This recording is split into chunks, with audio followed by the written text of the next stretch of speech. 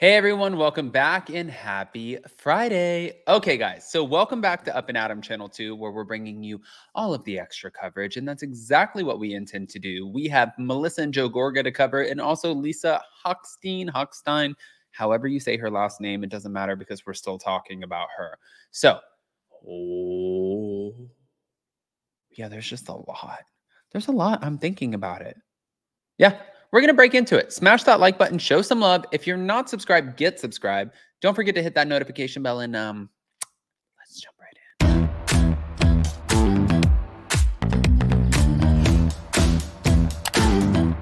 Cause no one can do it like we do it, like we do it, like we do it. Cause no one can do it like we do it, like we do it, like we do it.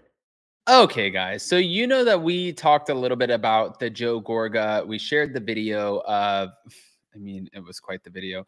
The video of him storming the ref, and he obviously had a huge issue with whatever was going on with his son. And you guys saw this, right? I played the video for you, and I can play it for you again. And I was kind of wondering in my head, how was Melissa Gorga going to react to this, right? That was I mean, that's a fair question. And I didn't know. But Melissa is sort of reprimanding him, which I think is probably the best thing for her to do because, yeah, let's just get into it. So she reacted. She welcomed her husband, Joe Gorga, to her podcast on Thursday, where they addressed an outburst that Joe had done at one of their 16-year-old son, Gino's, recent wrestling matches. He was not happy. Not happy at all. So when they did, following the release of a video clip, and the video clip was so good. When they did this, okay, he was pissed. He stormed onto the floor, onto like the whatever they call it. And he was like, "Are you kidding me?" And the ref was like, "Get him out." And he was like physically removed. All right. So he hopped out of his seat into the stand from the stands to confront the referee presiding over the game about his alleged missed calls and the treatment that Gino was getting from his opponent. He and Melissa looked back on the incident, noting that Joe's behavior wasn't out of the ordinary for a parent of an athlete. Our whole life is a reality show, right? I can't even go to wrestling matches anymore. It's ridiculous. Leave me the hell alone. Let me be with my son. My God. And she said, "You lost your cool. You overreacted a little bit, but there's always a parent getting annoyed with the ref, no matter what sport." And that is true. And I said that.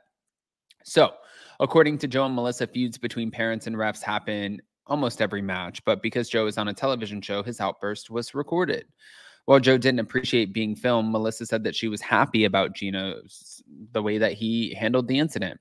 One thing I take from this is how Gino handled the situation, because I feel like we hold our kids to a very high standard when it comes to how they treat other kids and how they behave and their sportsmanship and just as a whole, and even just behavior if you win or if you lose. And we do have to say Joe lost his cool, but Gino did not. Obviously, there was a situation where there was dirty play going on the mat. And if it happens once and the ref lets it slide, all right. But it happened maybe 3-4 times. Melissa said that in addition to sticking his tongue out at Joe, Gino's opponent was putting his fingers in Gino's eyes and committing other violations of the game. The whole place was getting frustrated that the ref wasn't calling this out. It was very dirty play. But continuing on, Joe said that the story was getting twisted by the media. People say I charged the mat. First of all, I'm not the ref. There's a ref out there being paid. If you miss one call, that's fine. But if you're missing 5, if the kid's out of bounds or he's punching him in the back while you're wrestling and then he sticks his tongue out at the parent, it's disrespectful. And then in the NFL, they'd fine you for that. The way the ref reacted was uncalled for. He should have sat there and listened. He's the one that caused a problem also. This really was a first for me. I've yelled from across the room like everyone else does because that's what wrestling is. It's an intense sport. I've never really gone to this limit, but it was that bad. Now, following the incident, Melissa and Joe said that Gino received an apology from the other coach, and Joe and Gino had a heart-to-heart. At the end of the day, I bonded with my son. He's such a class act. He didn't fight back. He didn't throw a punch. He didn't get aggravated. I got kicked out. He called me. I left very nicely. He called and said, "Dad, you good?" And he goes, Dad, don't worry about it. As long as you're okay. He was so classy about it, which I believe, because even watching on the show, you can see that Joe and Melissa are really good parents, whether you like them on the show or not. We haven't seen like a moment where their kids are stepping in and being disrespectful, or you just see like what they're calling them class acts. And I find that to be very true. I find them to be class acts. Now, have I met them in person? No, but based off of the editing, which is editing, that's just what it is. It seems like they raised their kids right. And I'm good with that. I'm good with this answer. Now, on top of that, I wanted to get over to the Lisa Hochstein calling out Julia Limagova amid their feud. She's saying that she reached out to apologize after lashing out, and she's also suggesting that her reaction is calculated. What? So the drama began on the Real Housewives of Miami after Lisa attended a party while her kids were at home. Right after she called 911, Julia suggested that she should have stayed with the kids. Now, this obviously offended Lisa, who shaded the fact that Julia has 3 baby daddies. After the episode aired, Julia ran to Instagram and called Lisa's comment unforgivable. So it was the other night, Lisa stated on Watch What Happens Live that she's still friends with Julia and she wants to be good with her again, but she first wants a conversation. Apparently, Lisa already reached out to apologize. She also then wrote, following on Instagram, Julia, I have texted, called, and DM'd you to apologize for my lashing out after you refused to apologize to me. You insulted me about not staying home with my kids and implied that I was an unfit mother. Lisa claimed that this was especially hurtful given her divorce battle, which involves custody of her kids. On your end, it was calculated because next week we taped the reunion. On my end, it was a heated error in words and judgment that I apologize for, even though you didn't. It saddens me that you didn't come to me first, considering we are friends, talk often, and have dinners together, even dinners recently. Instead, you took it to your social media. I asked you to take the post down, and you said that you didn't want this to escalate any further, but now it's posted, and I believe this is your intention. It was posted, just to be fair, and she did not hold back.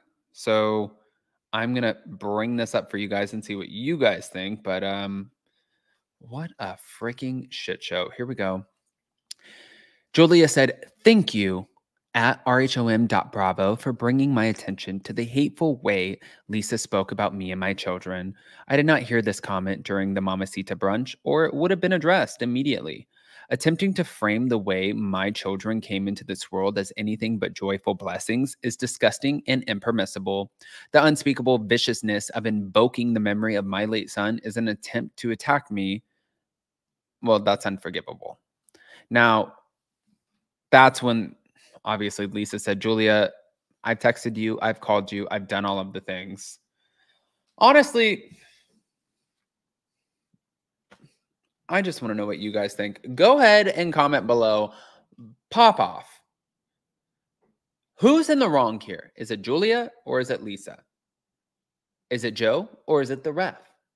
There's so many different directions to go with this. I just want to make sure that we're going in the right direction, but pop off. Let me know what you think. And again, I know that I told you guys before, but I just wanted to update you guys.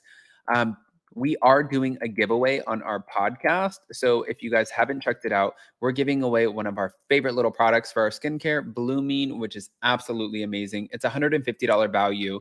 We're going to be doing the giveaway once we hit 1,000 reviews or ratings, whatever you call them on a podcast, anywhere you get your podcast. But you can go drop a review, drop a rating, and let us know who you think's in the right. Lisa Hochstein or Julia Limagova. And I know you guys aren't going to hold back. Otherwise, I hope you guys have the best, most beautiful weekend. Stay safe, and we'll see you next time.